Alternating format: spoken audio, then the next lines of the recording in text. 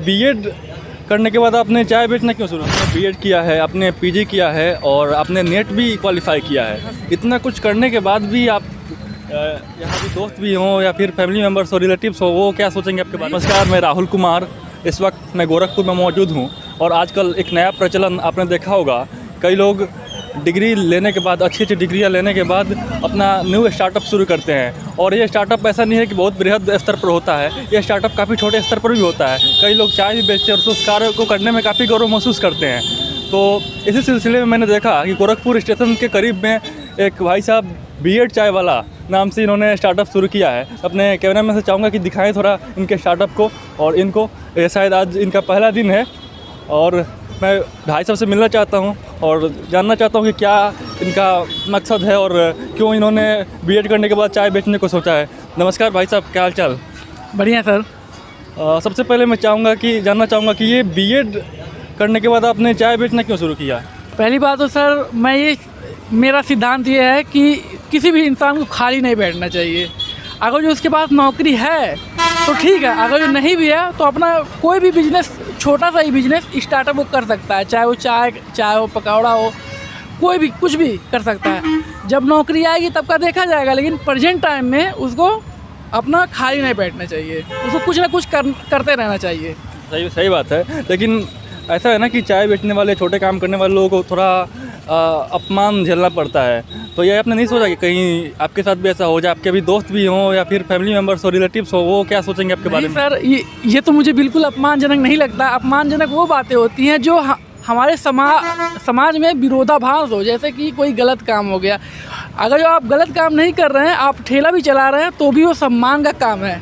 क्योंकि सर एक जरूरी नहीं है कि वो बड़ा सा बिजनेसमैन बन जाए, छोटे से स्टार्ट करेगा तभी उसका बड़ा होगा। ये है कि अपने बिजनेस के प्रति वो ईमानदार हो, चाहे वो ठेला हो, चाहे एक बड़ी सी कंपनी हो, अपना 100% उसको दे।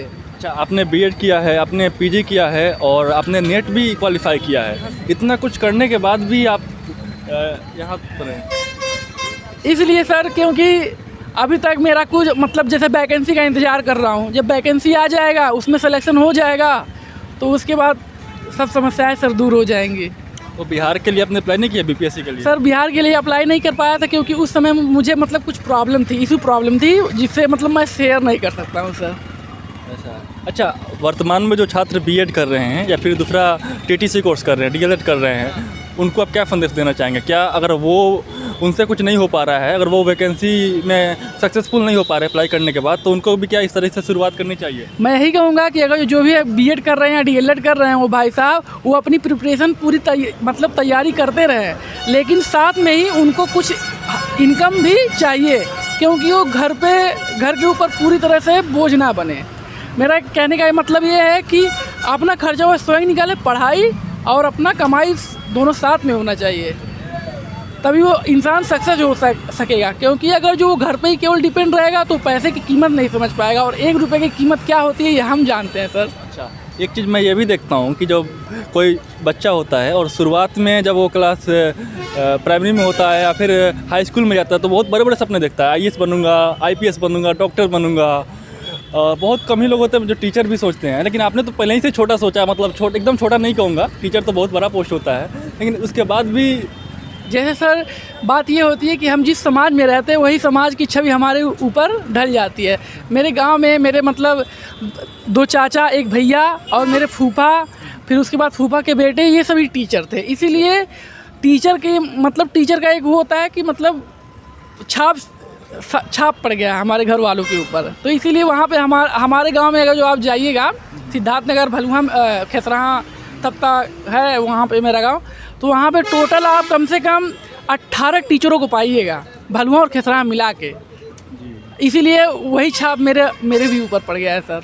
और मैं तो ये कहूँगा कि टीचर की जो नौकरी होती है बहुत ही सम्मानजनक होती है, क्योंकि एक टीचर ही उसको आईएएस भी बनाता है, हाँ, पीसीएस भी बनाता है, आईपीएस बनाता है, हर एक चीज़ एक टीचर ही सिखाता है सर। और एक टीचर नहीं, दूसरे को टीचर भी बनाता है। हाँ, एक टीचर भी बनाता है सर। बिल्कुल सही बात है।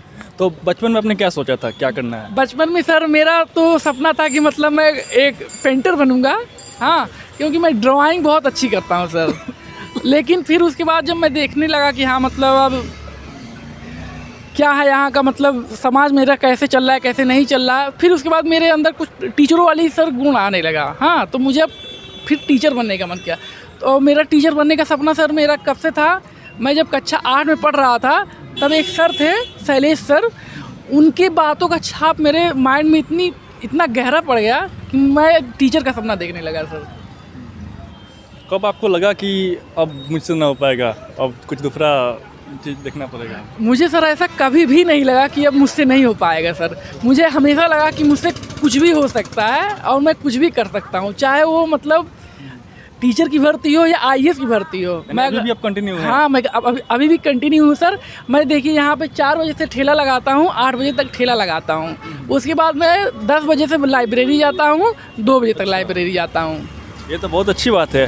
वर्तमान में जो छात्र हैं कंपटीशन एग्जाम की तैयारी करते हैं, दूसरे भी B.Ed है, D.Led है, C.Tet की तैयारी करते हैं, उनको भी इनसे सीखना चाहिए कि बाकी टाइम में भी आप पढ़ाई भी कर सकते हैं अपने काम के अलावा। यही आप करना चाहते हैं? हाँ सर, यही मैं कहना चाहता हूँ कि अपने पढ़ाई के साथ साथ आप कोई भी काम कर सकते हैं पार्ट टाइम। बहुत अच्छी बात है।